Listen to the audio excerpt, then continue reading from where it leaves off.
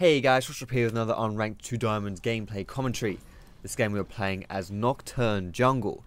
Now the reason why I wanted to play this guy is because I'm getting, to be honest, ever since Season 5's come out, I've been asked a lot of questions about Nocturne. About, you know, whether or not he's still good, how he fits into the game, how he fits into the jungle role and the meta, that kind of stuff. So I thought I'd showcase him in this video today. Now, in these gameplays, this Unranked 2 Diamond series that we're going to do, you know, this isn't just about, you know, running around ruffle stomping people. You know, to me that's not really that enjoyable. It gets kind of tedious and a bit boring. I'd rather be playing my main, if I'm perfectly honest with you guys. The most important thing you want to learn from this video series is really to teach you guys, you know, obviously the obvious one of how to gain elo, how to deal with trolls and rages that might pop up, how to be a good teammate specifically. That's something which often goes overlooked. You know, how to learn specific champions, specific roles, not just going to be playing jungle. Feel free to give your suggestions as well of champions to play in the description. Of course, we're going to have some fun as well. Be a bit laid back about things, but, you know, it's hopefully you guys learn a lot from these videos. That's the main goal here. That's what I'm going to be trying to do. So I'm actually going to go start at my blue side here, because I want to do like a full clear. I don't really want to go do something at level 3, go gank or something. So I'd rather start the blue side. I don't really like just farming when I'm starting at red side, because then I think I waste the red buff, which otherwise, you know, I kind of want to use that for like fighting people, not fighting the jungle. So I'm going to start the blue side. Runes of Masteries, guys. I do have 4 AP. That's because on this account I don't have enough IP to actually have like the proper runes that I want. So I have like some AP blues in here. So forgive me for that. That always gets mentioned. No, forgive me. I know I've got 4 AP, don't worry about it. But ideal runes of masteries would be AD reds, armor yellows, magic blues, and attack speed quints. Okay, thank you Cho'Gath. That was a very generous leash. Something like that. You can just go for full attack speed if you want as well. Mastery is 2190. The reason why attack speed is so good on him is because it gives you get your passive up faster. Which means after, you know, it has a cooldown, but every time you hit something, you reduce the cooldown by 1 second. And then once it's up, you do like a little AoE spin, which not only does it do AoE damage, but of course, it also heals you for a little bit. So I finished the Gromp and the blue buff. Going to go over and do the wolves here now as well. The other reason why attack speed is good as well, guys, is because your Q is an attack damage steroid, which means the more hits you get off while you're standing in it, the more benefit you're getting out of it. Now let me just go ahead and need to minimize that, sorry. So yeah, attack speed, a very good stat on him. Now I've got my second rank of Q here. You can get your E if you want to do that at this level. To be honest, with blue buff, that's actually not a bad idea. If you had started a red buff and wanted to do a full clear, I actually wouldn't recommend that you do this. Oh, why do I have 40 FPS? That's crazy. I wouldn't recommend that you actually go ahead and get 2 points in your Q if you do start at red, because you're not going to have enough mana. Sorry, I wouldn't recommend you get a point in your E, sorry, if you start at red, because you're not going to have enough mana to spam that in the jungle as you're clearing, because you will run out of mana. But because I started at blue, I could go E and use that in the jungle to, you know, do some better clears, but having Q second is fine. But if you are going to go, sorry, I punched my mic. If you are going to go and gank or something like that, then you definitely do want your E. But yeah, so I just took away the chickens there. Pretty standard clear, really, to be honest. I went back because I didn't have a lot of health or my smite up to go and take my red or the Krugs. So I'm just going to go ahead and recall, get my smite upgrade. I went for Stalker's Blade this game just so I can chase people down when I'm fighting them, so that I can like tether them with my E, and then slow them down so they can't escape my tether. And now I'm going to go ahead and do this. Red buff Nocturne Drake. What? I'm not really sure if Nocturne's one of those champions you can take Drake this early. I might be able to, but I'm not entirely sure. So I'm just going to go ahead and go bot lane and try help these guys. Now, I don't have my smite up for this because I used it on the red buff, but that was necessary to heal up. But I should still be able to get some cheeky ganks off here.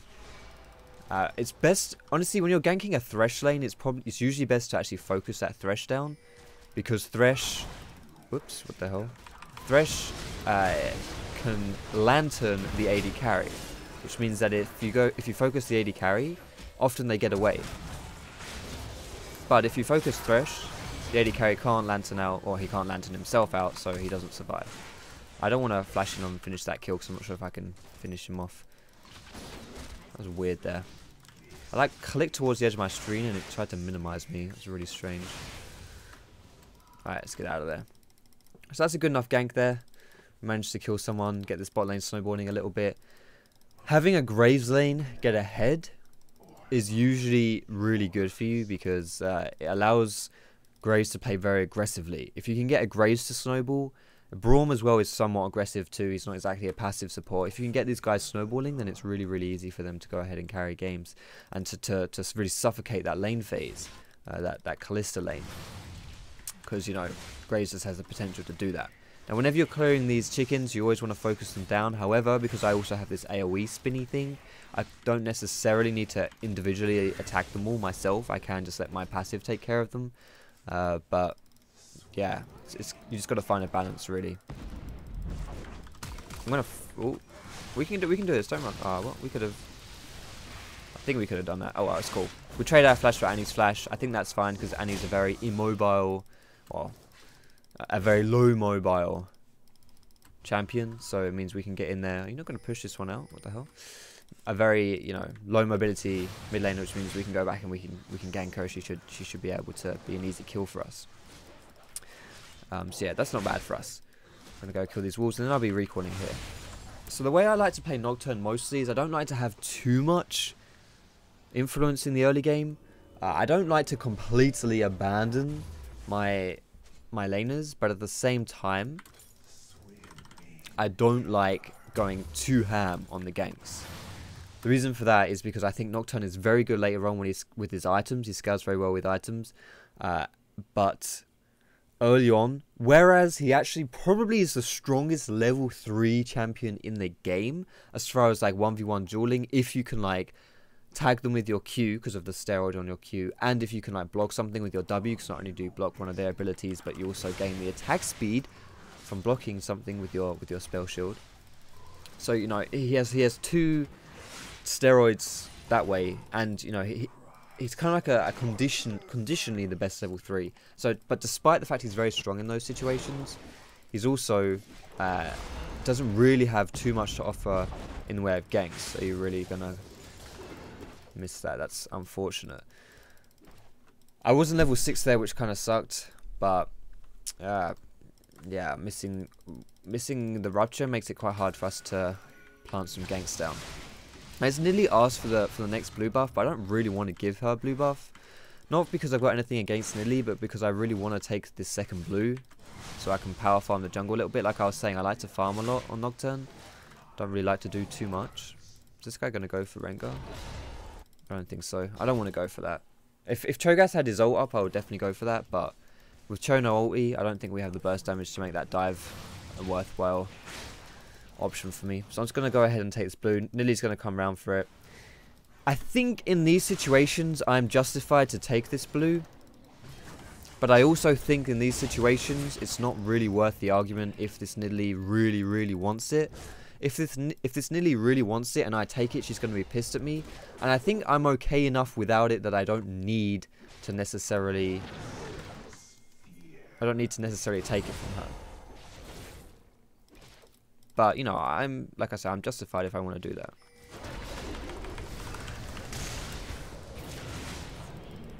Run away. Right, so now we pray that Kha'Zix isn't around here somewhere. We should be okay because we've got Cho'Gath here helping us, but alright, we're all safe. Excellent. So there are some points I want to make about this gank here that happened. Alright, Kha'Zix is top. That's good for us, I guess. Some points I want to make here, actually, about how this went down and how this was actually pretty poorly executed for us. But also how Nocturne is very good in these situations. So let's go see if his red buff's up. I think it is. Yeah, it is. So Nocturne is very good at lane ganking places because of what you saw there. Why is this resetting? What the hell? Why did that reset? Rengar might ult us here as well, so we need to be kind of careful, but I'm going to do it anyway. Alright, now we're out of here. So we saw that Kha'Zix was bot. By the way, I just want to make this point before I talk about what I was going to say. We saw Kha'Zix was bot ganking, and I quickly took a look at him, and he didn't have red buff, which meant that it was most likely up. so we can just take that away. But yeah, so this is a point about how that gank went down, which I actually think was pretty poorly executed. I want to apologize for my FPS. It's dropping really low. I'm not entirely sure why that is, but yeah, I'm sorry about that.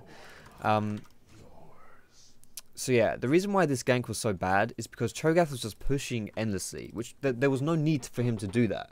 You can actually toggle your E off on Cho'Gath so you don't push it, and that would have made it so much easier for me, because the only way I was going to be able to kill that Rengar is if it was a dive, because Rengar was just being pushed all the time by Cho'Gath. Now, we were fortunate enough before that Rengar actually went aggressive onto Cho'Gath, which is when we managed to blow his flash beforehand. So, you know, I knew he wasn't going to survive that. But still, if you want to gank, like Cho'Gath asked for a gank, if you want to gank, you can't just be mindlessly pushing a lane. It makes it extremely hard for me to execute a gank onto that lane. So that wasn't really good, but at the same time, you know, this is the power of Nocturne. He's very good at lane ganking like that. You get in with your ultimate, and you can just like get some really easy and free kills off. And also, when you are playing Nocturne, you really want to make sure that whenever your ulti is up, you're using it. Now, I'm going to try and get this gank onto Annie here. I'm going to fly in. I'm taking a look at... She's got 3 Pyromania stacks. Now she's got her stun up. So when we fly in, we're going to have to use our spell shield so she doesn't stun us immediately. Or we can hope she uses an ability here. So I'm using my spell shield here. There we go. We block it. I'm not going to go too... Oh. Okay. That was a bit of aggro there, my friend. If we can walk in minions here, I think we can... Oh, no. Nope. Never mind. I take that back. I take that back. I thought I could kill Kha'Zix there in minions, but nope. Fucking luck? That wasn't luck. That was terrible. That was a terrible play. Alright. I really think I can actually kill this guy. But we have to be in minions and... Oops, we missed the cannon. I don't think he'll go on us here. The reason why we have to be in minions is not only will they help us fight, but they'll block the Kha'Zix's isolation, so he can't hurt us as much. What the fuck? What's going on with Graves? Is Graves AFK? Okay, we have an AFK AD carry as well. That doesn't help us right now. I was going to go down the river and try gank here, but if I try to do that right now, it's not going to work because that'll just turn on me and kill me. I'm not really healthy enough to go ahead and do that.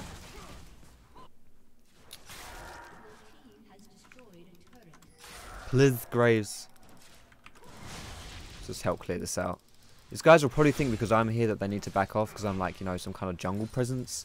When really it's still a 2v2. So, yeah, they'll probably back away for a little bit. Do I have time to go kill the golems? I'm going to go kill the golems. I don't want to use my Q here. I don't think I need to. I'm going to use my smite. I mean, that was on max stacks. I had 2 stacks of my smite anyway, so I could use that for free. Didn't need to worry about that too much. And let's go back and hold this lane. And I pray that Graves gets back sometime soon. In these situations, there's not really anything you can do. I think he's back now. Okay, he's back. I saw him moving on the map, so I think he's back.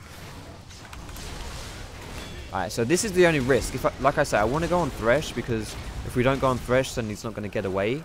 Then we're not going to be able to catch Kalista. But if we do go on Thresh, then Kalista gets free damage onto us.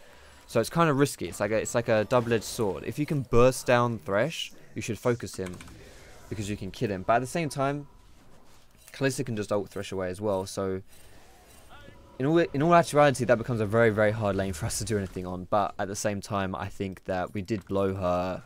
We blew Kalista's flash, probably Thresh's flash as well, and I didn't even have my ultimate up, so it could be a lot worse. We're going to lose the dragon out of that, but it's okay. First dragon is fine. We'll time that drag. That means a 14:07. That should respawn in 6 minutes, which should be 20:07. But, you know, you don't actually really need to write that down as much because you can just press tab and see what's up. I'm going to smite the chickens here for the chicken smite bonus so I can see any wards that are around. This pink ward that I bought earlier as well is still standing. It shows us if they put any aggressive wards down. Again, my ulti's up right now, so I really want to try and get in and make a gank. Going to be a bit tricky because I don't have my smite up to slow Annie. But, yeah, she's not really going in on this, so I'm not gonna go for it. Oh, are we going to dive her though? Cho'Gath is around, we could dive her. Cho'Gath needs to stop doing those chickens and just going for Annie. Just going for Annie, Cho'Gath. Come on, we don't have the luxury We don't have the luxury of waiting around 10 years. Go, Cho'Gath, go. Alright, here we go. Perfect. So, if this... Didn't it just flash? What's she flashing from? So, because we decided to take the chickens there instead of just, you know, going ahead and making the play, it became a lot more awkward, and we actually lost Nidalee because of that. The reason why I didn't want to initiate that gank is because there was no need for me to do it when Cho'Gath is around, who has like 3 times the amount of health that I have. So... yeah, not really a situation we want to be in right there. And, you know, if you think about it, you know, poor decision making there lost us 2 kills. Not really lost us 2 kills, but cost us 2 unnecessary deaths. Instead of making a very quick execution with the tower dive and getting Nidalee and running away, not Nidalee, sorry, getting Annie and running away, Nidalee dies, and then we lose. We chase for some reason there, and we die there as well. So... yeah, something we need to be a bit more on the ball with. In situations like dives as well, if you can do dives, they're very, very, well, not really risky, but they're double-edged swords. If you do them correctly, you completely destroy whoever you're fighting against, right? Because, I mean, where are they safe? They're not safe anywhere on the map if you can tower dive them, and that gets in their head. They start thinking, holy crap, I'm not safe anywhere. Please build me up. It's still up. Nice. And so they start playing very passive and very, very, you know, weak and just, you know, not trying really. However, if you fail the tower dive, also, you know, there's the fact that they miss loads of minions to their own tower and stuff, so that, you know, that helps as well. But if you factor in as well the kind of risk involved in it, whereas if you don't do it correctly, it's difficult to execute, because if there's a tower there, like, that's the whole point. It's called tower diving. There's a tower there. It's hard for you to do without dying, that is. So, you know, it works both ways. It can be very good for you, but it can also really hurt you if you do it wrong. That was a bit of a situation where I don't think we did it right. We should have just... that's why, you know, if you see the situation to do it, you just got to do it, really. That's all there is to it. You can't fanny around and wait and you know, be uncertain about things. You just got to go ham. That's all there is to it, really. Alright, so we're losing some kills along the map to laners here, which is not good for us. But can this Tibbers piss off? God damn, Tibbers hurts. I want the 50 gold. Nice, 50 gold from Tibbs. Worth. I got my spell shield up, so she can't stun me. There we go. Yeah, we got 50 gold from Tibbers. We lost, like, you know, all of our health, but worth. Smite these again. So there's a ward in this bush, most likely. I've got a feeling someone might come for me here. Oh, that's someone.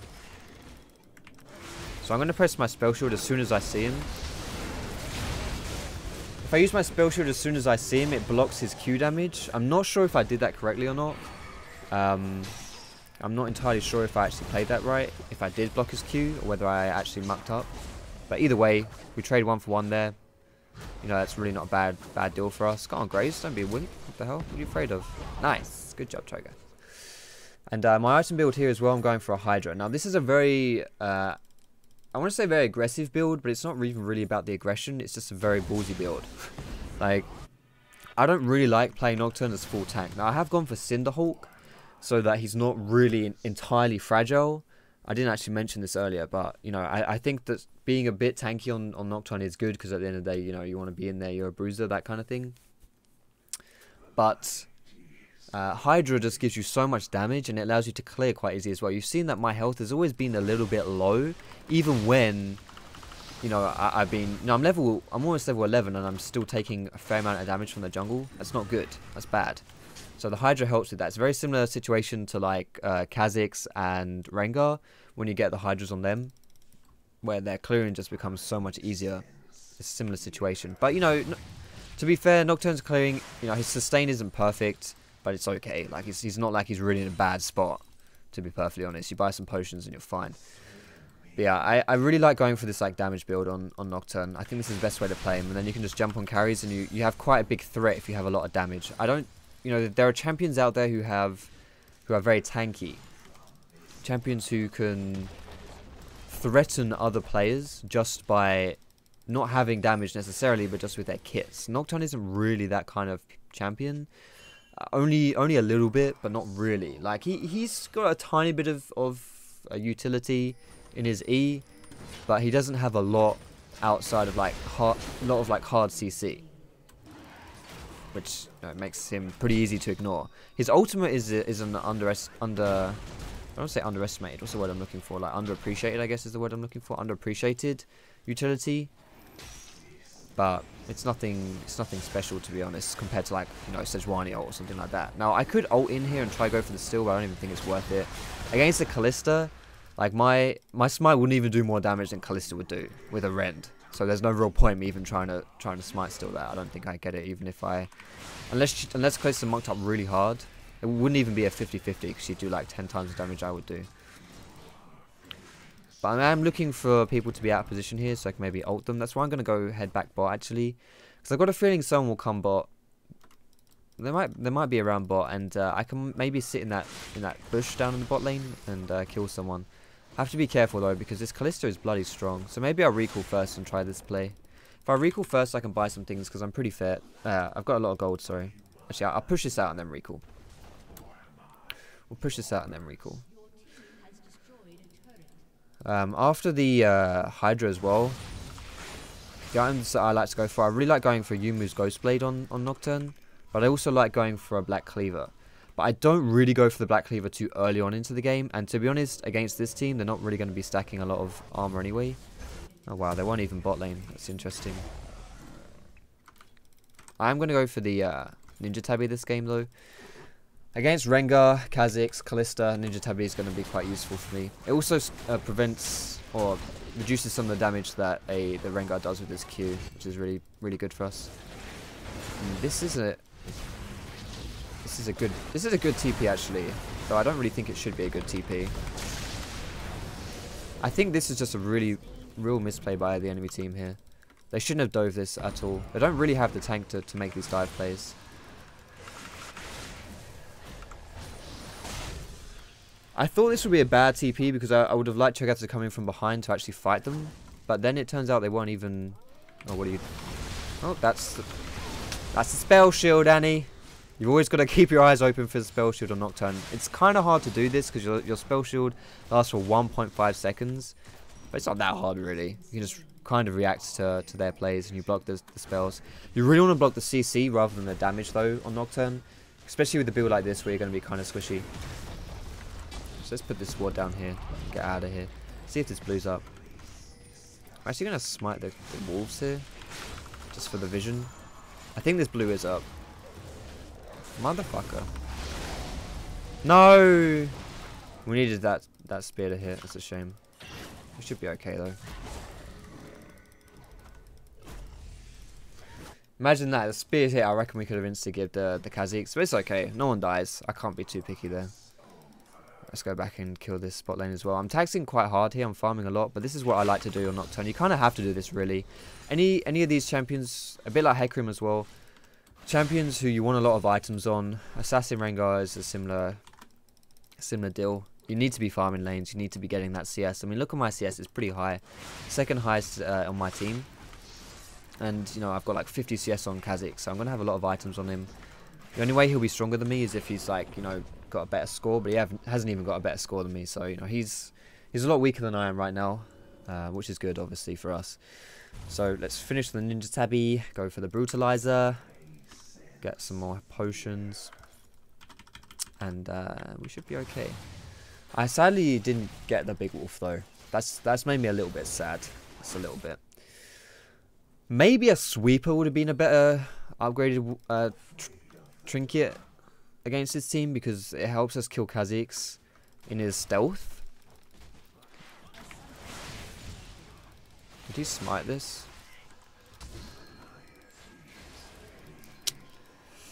I don't think we can, Nah, we can't do anything there. Unfortunate timing. He didn't even smite this. Kha'Zix was just doing it without the smite, okay. That's cool. Kalista is bot lane, which means I either want to go bot to kill her, or we want to fight somewhere else without her. Okay, I need bot as well. We should probably fight, though. Somewhere we should fight, whether that's mid or whether that's bot. Alright, they're coming back up. I guess Dragon's respawning. Dragon's respawning in like a minute. I'm not quite sure why. I'm not really sure what the enemy team's doing like with their movements. It's interesting. Alright, let's go. Go and farm this up here as well.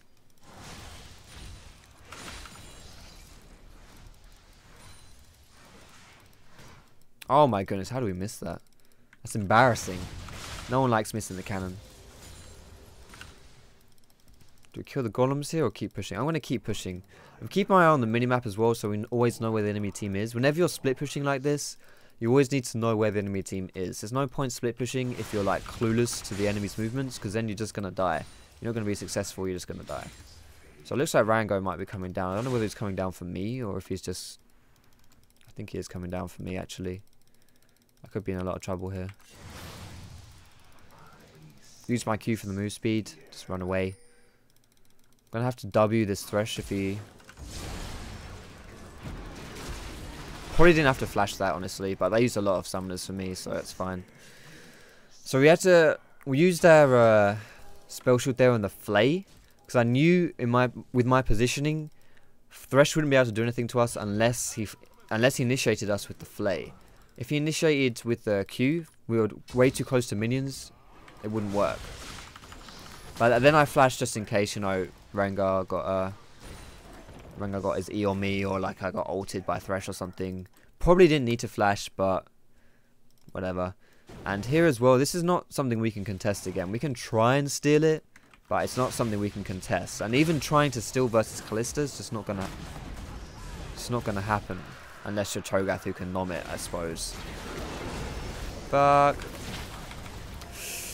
That was bad. If I had better awareness there, I could have ulted into the pit and killed Kha'Zix, but... Okay, Kha'Zix, not sure what you're doing, bro. Oh, boy.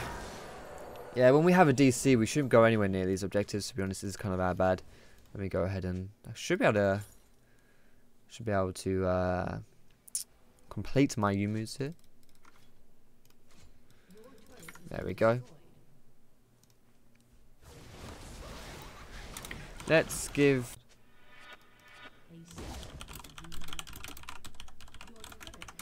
There we go. Let's give him time to reconnect, boys. Somehow while typing that I managed to end my... cancel my recording as well, so sorry for the jitter in there. All around drag and against Rengar. We should just let these objectives go. This is also kind of... I often get comments on my videos. People say, you know, I tell my team what to do and they don't listen. And a lot of the times, if I'm ever like investigate or when I see them trying to communicate and tell their team what to do, it's very often stuff like what Cho'Gath is doing here, where they just say, don't fight.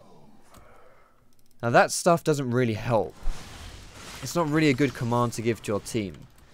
You've got to be more specific if you're trying to help them out, if you're trying to tell them what to do. If you're just saying don't fight, it's not really going to achieve anything. Because firstly, people will fight.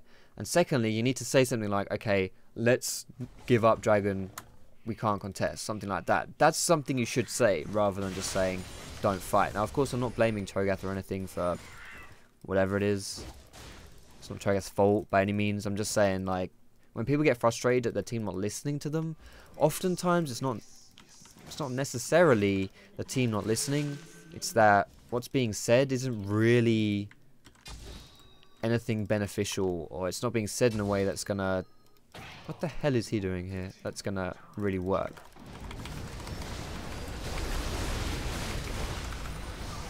Should have focused this Rengar, I think, but we got them both anyway. This is the benefit of having a build like this.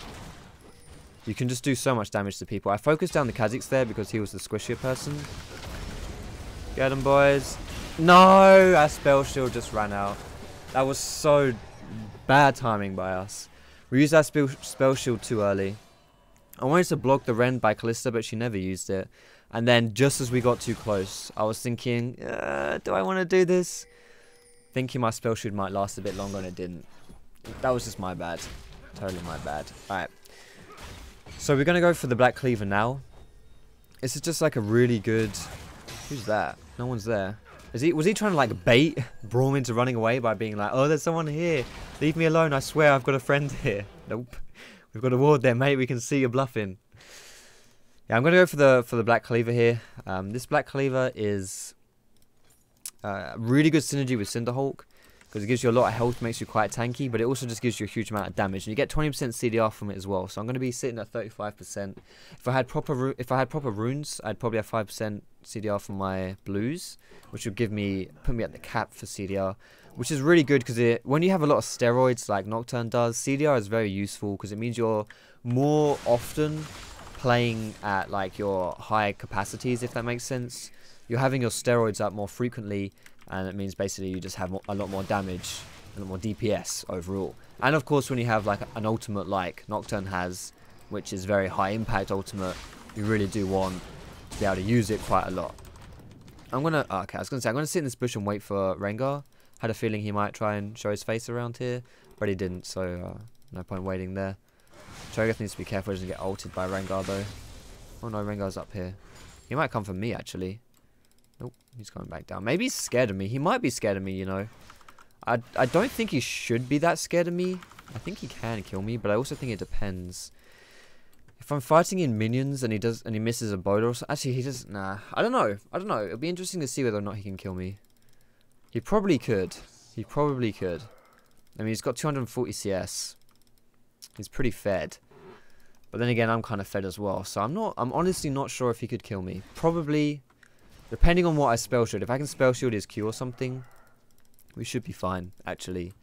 But, yeah, I've got Ninja Tab as well, which will help me a tiny bit. Which he doesn't. But we'll see. So this bottom wave is pushing, which means we should probably follow up this lane as well. Try and follow in on this play. I don't think we should dive this. I think this is a bad idea.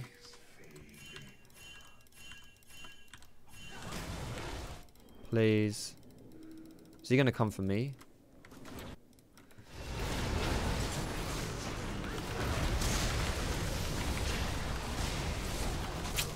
Trying to spam ping doesn't work. We can't... I guess in these plays we can't split. We shouldn't have been mid though. In these situations we really just can't split up. Versus Rengar we have to go as a team. This is a really classic solo queue situation. Just stick together. No, listen. I was gonna say listen to pings, but that's an obnoxious thing to say. You know, that's like saying you're wrong, I'm right. Shut up and listen to me. I don't want to say that. Get him, Cho. Nice. But yeah, against Rengar or really any champion who can pick people off really easily, you can't split. Like, I honestly feel like Cho'Gath did the right thing there by going bot lane to push. I think that was the better decision to do, the better strategy, so to speak. But I also think in solo queue you can't do that. In solo queue you can't leave your team on their own to go and make the right play, because that's not how it works. That's not, you can't do that in solo queue, because people just get caught and they die, and then it ends up being really bad for you.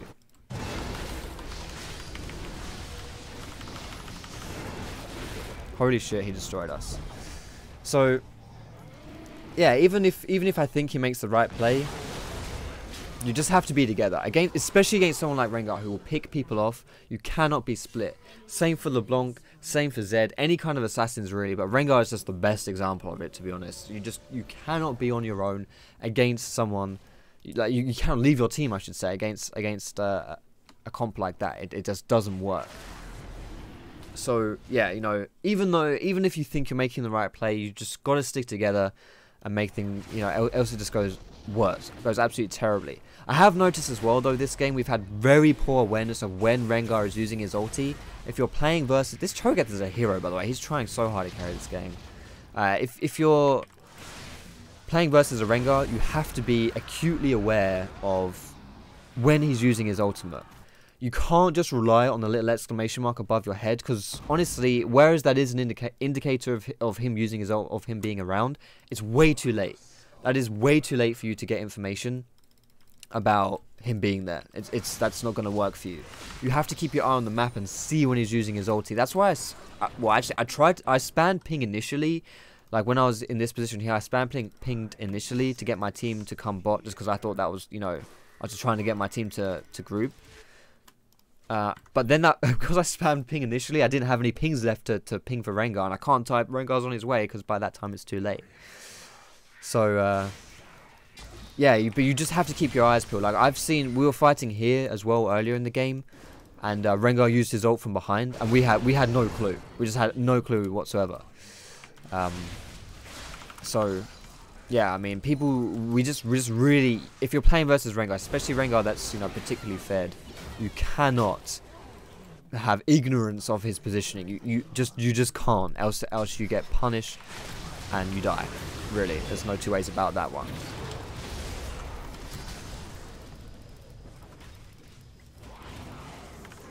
Alright, that guy is way too strong for us. We're gonna have to build some armor after this Black Cleaver.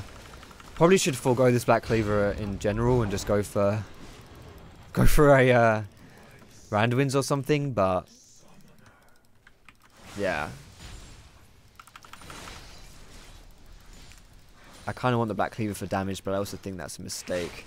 I should just go for the Randuin's, to be perfectly honest, but nah. Let's kill these wolves. We'll finish our cleaver and then we can buy some armor. And there are different armor choices this game I can go for.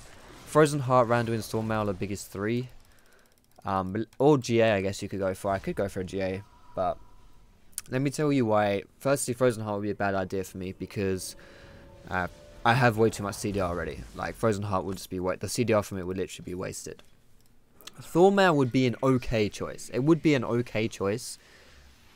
But the reason why I'm going to lean more towards Randuin's... excuse me. Well, actually, let me say first why Thornmail would be a good choice. Thornmail would be good because they have a lot of physical damage, so armor. But specifically physical damage that works off of auto attacks. And what I mean by that are things like Callista, obviously using a lot of auto attacks. Rengar is going to be doing a lot of auto attacks, so he's going to hurt himself on the Thornmail. Even Kha'Zix does a fair amount of auto attacks. Having said that, I think Randuin's is better because they've got a lot of burst damage, which means I really want to survive like initial bursts, like from Rengar and from Annie. Also, of course, Thornmail doesn't help me at all versus Annie, whereas Randuin's gives me some health. So I think this is going to be more useful in general for that as a defensive stat. But then you've also got the slow on it, and although I already have 2 actives, and I don't really like buying more than 2 because I just forget to use them, it's going to be useful versus someone like Callista, because Callista's just going to be jumping around, going to be pissing me off, and if I can slow her down, then I can catch her and I can kill her. Also, Annie, nice, Nidalee. That's perfect. Also, Annie, sorry, Annie, low mobility character, someone we can catch out really easily. Now we should try and take advantage of this by pushing, either taking an objective or pushing. Now Baron, we should insta turn though. Oh, they've got 2 bot. What the hell? Like, this would be a really bad idea if they came for it. Really bad idea. I'm going to try and rely on Cho'Gath to eat this, but my smite's just as good, so that's cool. If they had come for us, the way we would have had to play that fight, the Baron, was we would have to instantly turn. There was no way we'd be able to do that if we did not instantly turn. If we didn't instantly turn, then Annie would blow us all up in the pit. Kha'Zix and Callista would then turn around and pick us apart. It just wouldn't work. So yeah, that what's it? Zhonya's though from Nidalee was perfect. If you can somehow delay,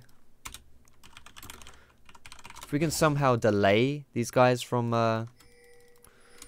we can face tank bot. Delay these guys from like insta-giving you, like with the Zhonyas. That's really perfect. Why are these guys not stopping us? Okay, they are stopping us.